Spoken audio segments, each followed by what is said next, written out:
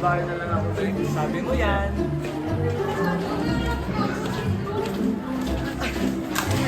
Okay ka lang ba, bro?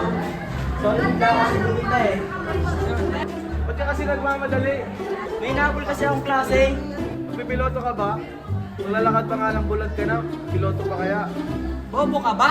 Hindi nga sinasadya ng kasama ko eh, di ba? Ba't ka kasi gumigit na? Papansin yarn? Kaya maraming namamatay dahil sa inyo eh.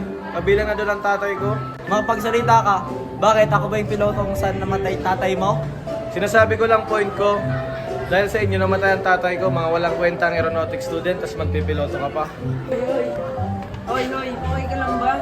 Yung breathing mo, pulse rate mo, may injuries ba? Tawag ako ng 911. Hello?